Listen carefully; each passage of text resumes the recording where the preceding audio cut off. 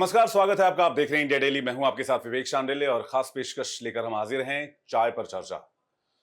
हमारे साथ आज एक ऐसे खास मेहमान मौजूद हैं जो अटल बिहारी वाजपेयी के समय में भी अपनी जिम्मेदारियां उन्होंने निभाई, देश की सेवा की, कैबिनेट में रहे। इसके बाद मोदी सरकार में भी उन्होंने अपनी जिम्मेदारियां निभाई, संसदीय कार्य मंत्री रहे, अल्पसंख्यक मामलों के कैबिनेट मंत्री रहे और फिलहाल बीजेपी की पार्टी की कामकाज, पार्टी को आगे ले जाने की रणनीति पर काम कर रहे हैं। स्वागत कीजिए हमारे खास मेहमान। हमारे साथ मौजूद है मुख्तार अब्बास नकवी सर। सर, बहुत स्वागत है आपका इंडिया डेली पर। सर, चूंकि आप संसदीय कार्य मंत्री रहे और पार्लियामेंट को, संसद को बड़े करीब से और बहुत लंबे समय से आपने सर काम किया, तो इसी से शुरुआत करते हैं। आज विपक्ष कह रहा है सर 11 साल से जो है वो देश में अघोषित आपातकाल है। कोई भी मुद्दा आता है तो उसमें कहा जाता है कि संविधान की हत्या की कोशिश की जा रही है, संविधान खत्म करने की कोशिश की जा रही है, बीजेपी संविधान बदल देगी। इस तरह के एलिगेशंस जब जब लगते हैं तो उसको आप कैसे देखते हैं, पार्टी कैसे देखती है इसको? देखिए विवेक जी, जिन्होंने आपातकाल के बारे में पढ़ा नहीं होगा, देखा नहीं होगा या समझा नहीं होगा, वो ये बात कह सकते हैं। आज जो है वो जो लोकतांत्रिक तरीके से चुनी हुई सरकार है मोदी जी की, उसके प्रति जो है वो दुष्प्रचार, उसके प्रति जो है वो पूरी तरह से जो है वो पूरे विश्व में जो है वो भ्रम का माहौल पैदा करना, सरकार के बारे में, संसद के बारे में, लोकतांत्रिक मूल्यों और मर्यादाओं के बारे में, संसदीय जो संवैधानिक संस्थाएं हैं उनके बारे में जो कुछ भी हो रहा है, क्या ये संभव था कि जब इमरजेंसी में कोई बोल पाता है मिसेस गांधी के खिलाफ या सरकार के खिलाफ? आज जो है वो ये जब लोग कहते हैं तो उन्हें जो है वो तर्कों और तथ्यों के साथ बात करनी चाहिए। कहते हैं केंद्रीय एजेंसियों का दुरुपयोग हो रहा है, मीडिया को बोलने की आजादी नहीं है, विपक्षी नेताओं पर ही कार्रवाई की जा रही है, जो नेता बीजेपी में आ जाते हैं उनको छोड़ दिया जाता है। Washing machine. Washing machine. देखिए क्या है कि हर एक तो पहली बात ये कि जब कांग्रेस पार्टी जो मेन इस वक्त विपक्षी पार्टी है, उसके साथ उसका जो कुनबा है, उनकी प्रॉब्लम क्या है? अगर आप इस 11 सालों में देखें तो हर 15 दिन के अंदर उनके मुद्दे बदल जाते हैं। एक मुद्दा शुरू करते हैं और वो एक 15 दिन 20 दिन बाद जो है वो अपनी मौत खुद मर जाता है वो। आप अगर देखें लगातार शुरुआत में असहिष्णुता की बात आई, बिल्कुल, इंटॉलरेंस इंटॉलरेंस। की बात आई, फिर अवार्ड वापसी शुरू हो गया, फिर कहा जाने लगा कि अब इस देश में अल्पसंख्यक असुरक्षित हैं, ये तो बिल्कुल सुरक्षित रह ही नहीं सकते, फिर लोग संवैधानिक संस्थाओं वाली बात शुरू हो गई, फिर उसके बाद जो है लगातार जो है वो संसद और संसदीय मूल्यों की बात शुरू हो गई, फिर ये हुआ कि साहब अब तो तानाशाही हो गई, फिर झूठे-झूठे जो है वो राफेल से लेकर के, पेगासस से लेकर के क्या-क्या तब मतलब किस्से कहानियाँ गढ़ी गई, लेकिन एक भी किस्से कहानी तर्कों तथ्यों के आधार पर नहीं थी और उसका नतीजा हुआ कि वो अपने आप अपने चौथे मुँह गिर गई। अगर हम पूरे इस 11 साल को देखें, एक एलिगेशन ये भी लगता है कि मोदी सरकार हिंदू मुसलमान करती है। आप देखिए अल्पसंख्यक मामलों के मैं मंत्री भी मानता रहे। हूँ कि जो एक सांप्रदायिक तुष्टीकरण का छल था, उसको मोदी जी ने समावेशी सशक्तिकरण के बल से ध्वस्त किया है। और मैं इसलिए कह रहा हूँ कि अगर आप देखें तो कोई इसमें वोट की बात नहीं थी। काम में भरपूर काम हुआ, सबका काम हुआ, उसमें मुसलमानों का भी हुआ, अल्पसंख्यकों का भी हुआ। उसके साथ ही साथ देश जब तरक्की कर रहा है, देश के लोग तरक्की कर रहे हैं, तो ये नहीं देखा गया कि इस देश में जो है वो ये हिंदू है कि मुसलमान है कि सिख है कि ईसाई है कि पारसी है कि बौद्ध है कि जैन है, कौन-सा है ये? वो हिंदुस्तानी है और उसके साथ वो तरक्की का बराबर का हिस्सेदार और भागीदार बना। हाँ, ये बात सही है कि जो एक मिजाज और रिवाज चलता था कि साहब वो हम तो जो है वो मुसलमानों के साथ ये करेंगे, हम जो है वो इनकी इस बिरादरी के साथ ये करेंगे, तो जो ये बिरादरीवाद का धंधा था वो इस दौरान मंदा हुआ है, बल्कि एक तरह से खत्म हुआ है। ये कहते हैं मुसलमान खतरे में है। निकाह खतरे में है। आज तो अगर मैं बताऊं आपको, मुझे तो कहने में बिल्कुल वो नहीं विवेक जी कि इस बहुसंख्यक जो हमारे देश का जो समाज है वो सबसे बड़ा असहिष्णुता का शिकार है, biggest sufferer of the intolerance. कहीं दुनिया में आपने नहीं देखा होगा, जबकि ये देश आज जो है, देश जब आज़ाद हुआ और आज़ादी के बाद दो देश बने, सबको मालूम है। पाकिस्तान बना जिसने कि अपने को इस्लामिक देश घोषित कर दिया। भारत बना जिसने कि अपने को सर्वधर्म समभाव के रास्ते पे चला। वो तो बाद में मिसेस गांधी ने जो है वो सन 1975 में जो है वो उसमें धर्मनिरपेक्षता और समाजवाद वगैरह ठोक दिया। अदरवाइज तो संविधान में लिखित में कहीं पे धर्मनिरपेक्षता थी न संविधान।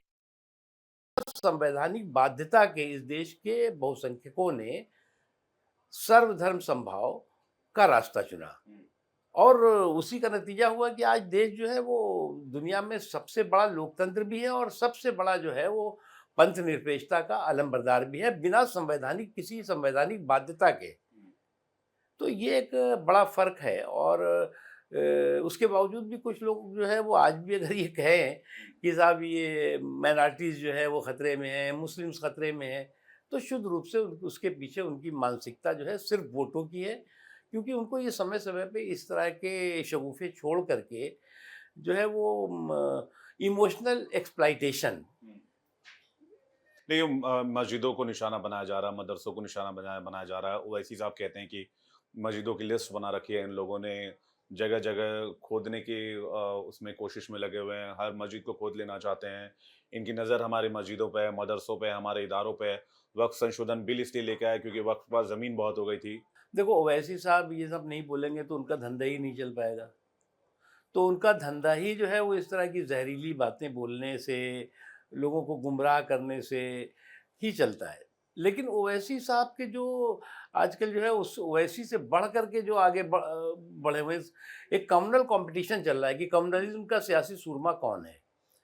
कांग्रेस सोचती है कि हम उस कंपटीशन में आगे निकल जाएं, ओवैसी एंड कंपनी सोचती है हम इस कंपटीशन में आगे निकल जाएं, समाजवादी पार्टी सोचती है हम निकल जाएं।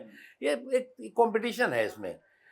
तो इस कम्युनलिज्म का जो कंपटीशन है, उस कंपटीशन में ये एक के बाद एक का एक जो है वो नए नए सूरमा या नए नए जो है वो खिलाड़ी और कारीगर निकलते रहते हैं। तो इस कम्युनलिज्म के जो कारीगर लोग हैं उनका कारस्तानी आप देखते रहते हैं। ये इसको बातचीत को आगे बढ़ाएंगे। सर, आपने भी समाजवाद, सोशलिस्ट और सेकुलरिज्म की बात की, जिसको आपने कहा कि 75 में दुनिया जानती है कि 42nd अमेंडमेंट जो था उसमें ये दो शब्द जोड़े गए। ये क्यों जरूरी था? देखिए, मुझे लगता है ज़रूरी नहीं था। आपको याद होगा कि जब हमारे देश का पहला चुनाव हुआ 1951 में, नेहरू साहब की और कांग्रेस का एक मतलब वेव थी, हवा थी। उस वक्त जो है वो आचार्य नरेंद्र देव जी के नेतृत्व में सोशलिस्ट पार्टी उस वेव में भी जो है लगभग 13 सीटें जीती थी लोकसभा में। मतलब वेव में 1951 में। 1957 में जो दूसरा लोकसभा का चुनाव हुआ उसमें भी सोशलिस्ट पार्टी जयप्रकाश नारायण जी के नेतृत्व में लड़ी और उसमें भी जो है लगभग 20 सीटें, 19-20 सीटें लोकसभा में जीती। मैं इसलिए इसका जिक्र कर रहा हूं कि जिस वक्त ये जीते थे उस वक्त जो है वो संविधान में ना सोशलिज्म लिखा हुआ था ना तो सेकुलरिज्म लिखा हुआ था। इन नेताओं ने, या डॉक्टर लोहिया है, उन्होंने कभी ये नहीं कहा कि संविधान में जो है वो समाजवाद घुसेड़ दो, धर्मनिरपेक्षता का कहीं पे जिक्र कर दो। किसी ने नहीं कहा कभी। ये तो 75 में जब मिसेस गांधी ने इमरजेंसी लगाई और किसी ने उनको राय दी या उनके दिमाग का फितूर निकला कि उन्होंने जो है वो कहा कि साहब किसी ने कह दिया कि समाजवाद भी इसमें ठोक दो, उसमें जो है वो धर्मनिरपेक्षता भी ठोक दो। तो वो इन्होंने कोशिश की है करने की, लेकिन उसका मुझे लगता है कि गैर ज़रूरी था। और ये संविधान के जो प्रस्तावना है उसके साथ जो शरारतपूर्ण छेड़छाड़ हुई है वो ठीक नहीं। क्या ये असंवैधानिक है? क्योंकि कुछ लोग दलील देते हैं इमरजेंसी की वजह इसको लाया गया, इसमें न संसद थी, न विपक्ष था, न चर्चा थी, न बहस थी। मैं इसीलिए बैकडोर कहता से हूँ एंट्री ये इस कराई पे एक राष्ट्रीय बहस जरूरी है। एक मैं तो अच्छी बात मानता हूँ कि एक ये शुरुआत हुई है, दत्तात्रेय होसबोले जी ने इसकी शुरुआत की है। मैं मानता हूँ ये एक अच्छी शुरुआत है और इस पर जब डिबेट होगी, जब बात निकलेगी तो फिर दूर तलक जाएगी। जब इसमें बात निकलेगी तो उस हकीकत का भी पता लोगों को लगेगा कि संसद में इस प्रस्तावना के परिवर्तन में और जो संविधान की मूल भावना के साथ जो छेड़छाड़ हुई है, उस छेड़छाड़ के पीछे मकसद और मंशा क्या थी और उसको संसद की कितनी ज़्यादा उस पे मुहर थी, ये तमाम चर्चा तो होगी। पार्लियामेंट लेकिन तो थी ही नहीं सर, तब तो संसद नहीं, एक तरह से हम नहीं। नहीं, संसद तो बिल्कुल तरह से डिफंक्ट थी, जो भी थी उसको नाम के लिए हुआ था, सब कुछ तो सब हाथ उठा करके और ठप्पा लगाएगा, मुहर लगाएगा। ठप्पा लगा उसमें। वो तो कॉन्स्टिट्यूशनली चेंज हुआ है, चेंज तो कॉन्स्टिट्यूशनल किया गया है ना, प्रस्तावना में चेंज हो रहा है साहब। सर, दो तीन बातें हैं, संसद की भी बात करेंगे कि आज का माहौल कितना बदल गया संसद के हिसाब से, लेकिन जब मुसलमानों की बात हो रही है तो एक दो सवाल और जल्दी से कर लेता हूँ। कांवड़ यात्रा चल रहा है, चूंकि आप भी यूपी से ही आते हैं। उत्तर प्रदेश में 2024 में बड़ा हमने वाद विवाद देखा, और इस साल भी ये जो है एक तरह से कहीं ना कहीं विवाद की स्थिति बनती हुई नजर आ रही है। नेम प्लेट विवाद को लेकर आपका क्या मानना है? अच्छा, आप बताओ ये विवेक जी, आप जो है वो कांवड़ के मेले में मीट का ठेला लगाने की आपकी मजबूरी है या ज़रूरी है? ये जो लोग हैं ना कि कांवड़ के मेले में हम मीट का ठेला लेके घूमेंगे, कांवड़ के मेले में जो है वो हम बिरयानी बेचेंगे। अरे भाई, ये हर हर हमारे देश में हर धर्म के धर्मावलंबी है। हिंदू भी है, मुसलमान भी है, सिख भी, ईसाई भी है, पारसी भी है, जैन भी, बौद्ध, जितने भी दुनिया में धर्म है सब है यहाँ पे। धर्म मानने वाले भी हैं, धर्म को ना मानने वाले भी हैं। तो उन सर्कमस्टेंसेस में विवेक जी, हर धर्म के जो तीज त्योहार हैं, आयोजन है, उनका एक दूसरे सम्मान करते हैं। कांवड़ यात्रा शुद्ध रूप से पवित्रता से जुड़ी हुई है, शुद्धता से जुड़ी हुई है, शुचिता से जुड़ी हुई है। तो निश्चित तौर से दूसरे को उसका सम्मान करना ही चाहिए। ये जिद नहीं होगी कि नहीं जी, हम तुम्हारे कांवड़ के तुम यहाँ से यात्रा लोगे, वहीं पे हम जो है वो बिरयानी का ठेला लगा के खड़े होंगे या बिरयानी की दुकान बोर्ड लगा के घूमेंगे। ये तो आप चिढ़ाने वाली बात होती है। इसको जो है किसी को कहने की ज़रूरत नहीं, कोई प्रशासनिक आदेश करने की भी ज़रूरत नहीं होती। ये तो आपको मतलब अपने आप जो है वो ये समझ सोच होनी वो ये भी चाहिए। कहते हैं नेम प्लेट डिस्प्ले नहीं करेंगे हम। क्यों नहीं करेंगे भाई? आप क्या कोई अलग से कोई कॉन्स्टिट्यूशन अपना वो अलग से वो चल रहा है, सिस्टम चल रहा है क्या? एडमिनिस्ट्रेशन या सरकार जो इस दिशा में जो भी दिशा निर्देश जारी करती है, वो तो इसलिए करती है ना कि किसी तरह का कंफ्यूजन ना हो, कन्फ्लिक्ट ना हो, आपस में जो है वो तनाव ना हो। भाई कोई उसका नतीजा हम नहीं टलते तो उसमें 4 आदमी पहुंच जाते हैं झंडा लेकर के, कहते हैं पहले दिखाओ, फिर वहाँ तोड़-फोड़ होती है, फिर झगड़ा होता है, फिर जो है वो हिंसा हो जाती लॉ है। एंड ऑर्डर सिचुएशन बनता तो इसलिए जो है वो सरकार के साथ-साथ वहाँ लोकल एडमिनिस्ट्रेशन की भी ये रिस्पॉन्सिबिलिटी है कि जो सरकारी दिशा निर्देश हों, उन दिशा निर्देशों का सख्ती से पालन करें और कोई भी इंडिविजुअल व्यक्ति उस दिशा निर्देशों की आड़ में समाज में बिखराव, टकराव और सौहार्द को बिगाड़ने की साजिश ना कर सके, कोई भी हो। लेकिन इसमें कहा जाता है कि मुसलमानों को टारगेट किया जा रहा है, मुसलमानों के ढाबे बंद कराए जा रहे हैं, या फिर आरोप लगाया जाता है कि मुसलमान होटल ना चला सकें, ढाबा ना चला सके, फिर 1 महीने क्या करेंगे, रोजी रोटी कहाँ से लाएंगे? मुझे तो ऐसा कहीं नहीं दिखा। एक्चुअली मैं पिछली बार भी मैंने भी इस पे मुख्यमंत्री योगी आदित्यनाथ जी से भी उस समय बात की थी, जब इस समय कुछ मीडिया चैनल्स ने ये दिखाया कि साहब वो ज़बरदस्ती उस पे जो है वो लगवा रहे हैं, नाम लिखो उस पे, नेम प्लेट डालो लो, तो मुझे ठीक नहीं लगा था। मैंने कहा ये तो जो भी अधिकारी ने किया है हड़बड़ी में गड़बड़ी की है। अभी दिग्विजय सिंह ने कहा कि भाई कांवड़ यात्रा को इन्होंने कट्टरता का पर्व बना लिया है, इस तरह का कुछ कथन, उन्हें एग्जैक्टली उनकी लाइन याद नहीं है, मतलब एक तरह से अग्रेसिव हिंदुत्व को वो कर रहे हैं। देखिए ऐसा है, ये लोग जो है वो कैसे माहौल को आग में घी डालो, कैसे जो है वो माहौल को बिगाड़ो, कैसे जो है वो समाज के अंदर जो है वो टकराव का माहौल पैदा करो, उसमें उसकी ये हवा डालते रहते हैं, उसको जो है वो प्रोत्साहित करने की कोशिश करते रहते हैं, इससे ज़्यादा कुछ नहीं है। बिहार इलेक्शन को लेकर क्या कहेंगे सर? बिहार इलेक्शन में बड़ा वाद विवाद की स्थिति बन गई है। अब वहां पर भी वोटर लिस्ट रिवीजन की बात आई, तो उसमें कहा जा रहा है कि वोटरों को काटने का और इलीगल तरीके से चुनाव जीतने की कोशिश की जा रही है। देखिए विवेक जी, एक बात मैं बताऊं आपको, बिहार के चुनाव में जिस तरह का जो है वो तेजस्वी यादव जी या कांग्रेस पार्टी या जो भी उनके और साथी होंगे, मुझे मालूम नहीं कौन कौन उनके साथ है उनके अलायंस में, उनमें जो डिप्रेशन दिख रहा है, हताशा दिख रही है, वो इस बात का प्रमाण है, इस बात का प्रतीक है कि उन्हें इस बात का एहसास हो गया है कि इस बार के चुनावी चौपाल पे भी वो चारों खाने चित होने वाले हैं। और उसी का नतीजा है कि आपने देखा होगा कि इन्होंने जो है वो वक्फ पे कह दिया कि साहब जो है वो हम आएंगे तो जो है वो कानून फाड़ के फेंक देंगे, रद्दी हाँ उखाड़ के। रद्दी टोकरी में फेंक अरे भाई, देंगे। अपने खूटे का ठिकाना नहीं, कानून का खूटा उखाड़ने का ठेका लेके बैठ रहे हो। अपने खूटे का जिसका ठिकाना नहीं, वो कानून के ठेके खूटे को उखाड़ने की ठिठौली कर रहा हो। तो इसका मतलब ये है कि उनको इस बात का एहसास हो गया है, और इसके पीछे मकसद उनका केवल ये है कि किस तरह से जो मुस्लिम वोट है उनको, उनका जो है वो धार्मिक जो है वो शोषण करो, राजनीतिक शोषण करो, और उनके अंदर भय और भ्रम का माहौल पैदा करो।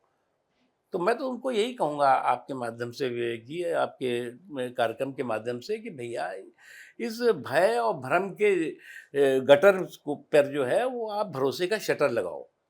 क्योंकि जब तक ये भय और भ्रम के गटर में आप फंसे रहोगे, तब तक आप जो है वो भरोसे पे नहीं आ पाओगे, और भरोसे पर जब तक आपके अंदर नहीं, यकीन नहीं होगा, तब तक ये लोग इसी तरह से आपका शोषण करते रहेंगे। चुनाव आता जाएगा, निकलते जाएगा, आपको च्युइंगम की तरह चबाएंगे और चलता बनाएंगे। ये तो इसमें उनको ये सब करने की जरूरत ही नहीं है। 2024 के अगर हम पूरे इलेक्शन डेटा को देखें तो 84% जो है मुसलमानों का वोट हो गया इंडिया गठबंधन को गया। 4% अदर्स को छोड़ दें, 4% वोट जो है वो मुसलमानों का जो है वो एनडीए गठबंधन को मिला। तो आप ये सब कर क्यों रहे हैं जब आपको पता है कि आपको एक मुश्त वोट मिलने ही वाला है? आपको इस तरह के पॉलिटिक्स ऐसा करने की है कि यही आवश्यकता नहीं है, करके फिर तो क्या है? 84% मिल गया था ना, इसी तरह से डरा करके 84 मिल गया था।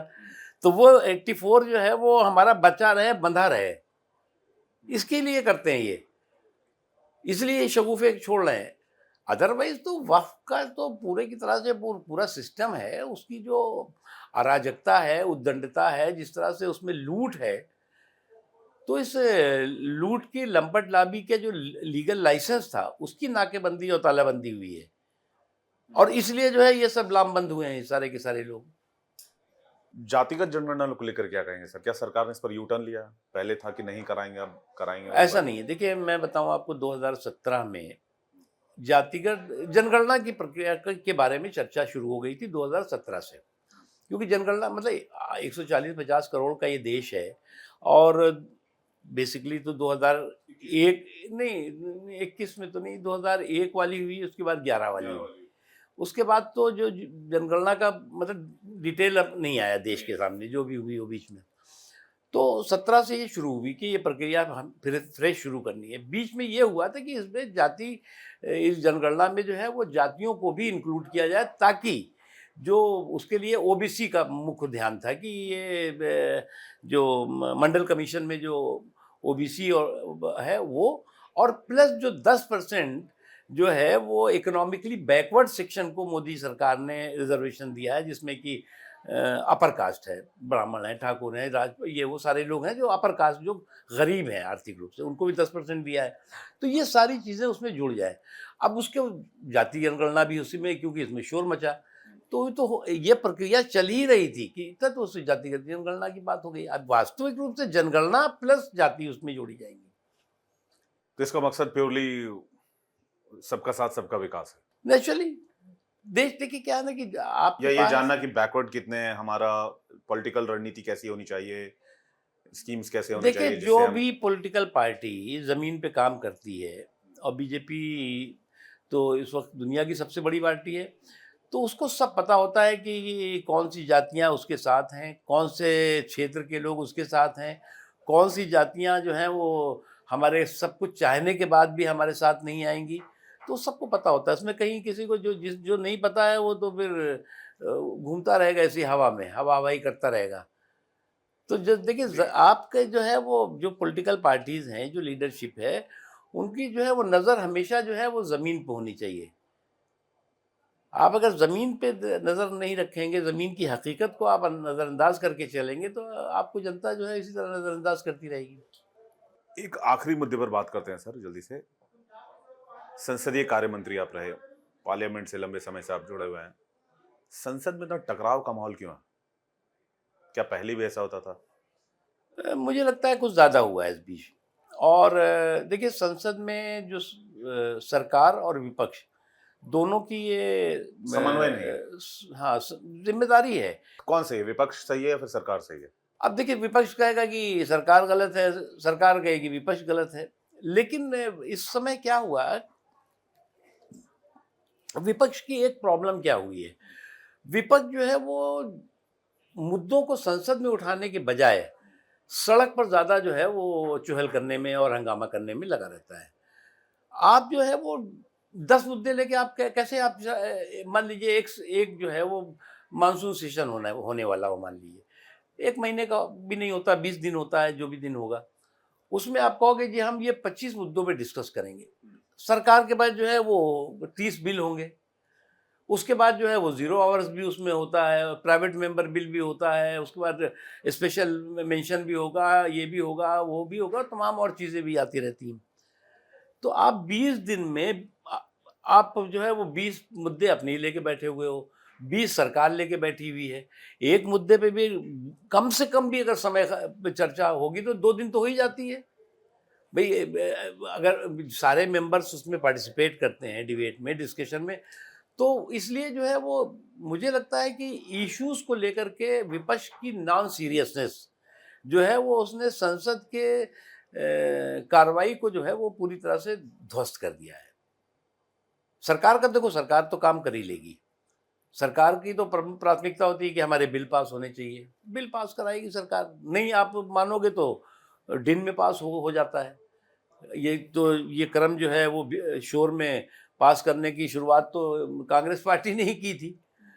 आजकल तो वॉकआउट करने लगे हैं। वॉकआउट तो पहले भी होते थे, लेकिन किसी भी बिल में, किसी भी चीज में टकराव बहुत ज्यादा दिख रहा है। मेरे कहने का मतलब ये कि अगर आप लेटेस्ट देखें सिचुएशन में, ऑप सिंदूर में, तो विपक्ष लगातार ये मांग करता रहा कि स्पेशल सेशन बुलाया जाए और सरकार जवाब देगी कितना नुकसान हुआ है। लेकिन सरकार ने इस पर रत्ती भर ध्यान नहीं दिया। ये विपक्ष का एलिगेशन है कि ना स्पेशल सेशन बुलाया गया, ना इस पर बातचीत की गई, ना संसद को बताया गया, ना पार्लियामेंट को बताया गया। देखिए, पहली बात ये कि ऑल पार्टी मीटिंग हुई इस पे। उसमें भी कहते हैं मोदी जी नहीं थे। अरे भई, आपको तय करोगे कि कौन बैठेगा? अब इनकी दिक्कत ये भी है कि पार्लियामेंट में होगा तो कहेंगे कि ठीक है, डिस्कशन हम तब शुरू करेंगे जब जवाब कौन देगा बता दो आप। अरे जवाब कौन देगा? सरकार जो है वो सामूहिकता से चलती है। मतलब जो कैबिनेट है वो कौन जवाब देगा, ये प्राइम मिनिस्टर को तय करना होता है या सरकार तय करती है कि भाई ये जवाब देंगे, ये इस पे इंटरवीन करेंगे, ये उसका वो करेंगे। अब दिक्कत ये होती है कि जब ये जो है वो शर्तों के साथ शरारत करते हैं, कह देंगे जी हम इस पे डिस्कशन करेंगे लेकिन आप इसका जवाब मोदी जी आके दें। मतलब फिर उस टॉपिक से भाग लेते हैं। यानी हाँ, समझ जाते हैं कि इनको कुछ करना है नहीं। आपको याद होगा पेगासस से कि इन्होंने जासूसी का जेम्स बॉन्ड को ही शुरू कर दिया था। हम लोगों ने कहा करो डिस्कशन, भाग लिए। उसके बाद उन्होंने फिर राफेल शुरू कर दिया था एक बार, उसमें भी। और ये ऐसा नहीं है, आपको याद होगा कि ये जब सोनिया गांधी जी और कांग्रेस पार्टी थी, जिस वक्त कि हमारे देश के सेना ने घुस करके पाकिस्तान के जो है वो घुसपैठियों को और सेना को बर्बाद कर दिया था, करगिल में तबाह कर दिया था।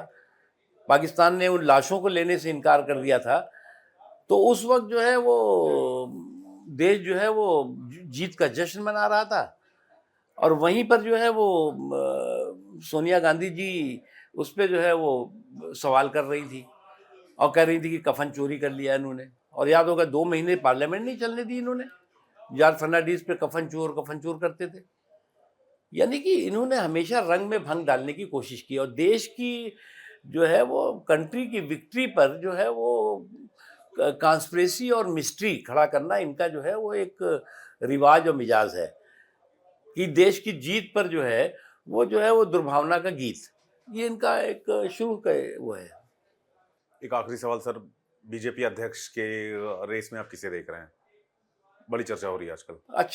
अच्छे अध्यक्ष आएंगे। और अभी आपने एक चीज़ देखी होगी कि जो राज्यों में हमारे अध्यक्ष बने हैं वो सब बीजेपी के तपे तपाए कार्यकर्ता, बहुत ही ज़मीन से जुड़े हुए कार्यकर्ता। लोग अभी तक शिकायत करते हैं ना साहब, जो बाहर से आते हैं और पैराशूट करने वॉशिंग मशीन में धुल जाते हैं, तो आपको दिखाई पड़ रहा होगा कि जो संगठनात्मक रिस्पॉन्सिबिलिटी है वो तपे तपाए और मजबूत कार्यकर्ताओं को ही मिली है।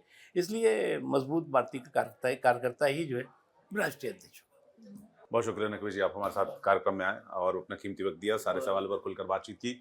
तो ये थे मुख्तार अब्बास नकवी साहब, जिन्होंने हर एक आयाम पर, हर एक मुद्दे पर बड़ी खुलकर बातचीत की, बड़े दिल से जवाब दिया और उम्मीद है कि ये शो आपको जरूर पसंद आएगा। हमारी खास पेशकश में फिलहाल इतना ही। इंडिया डेली पर खबरें लगातार जारी हैं। फिलहाल वक्त एक ब्रेक का है, बने रहिए हमारे साथ। धन्यवाद।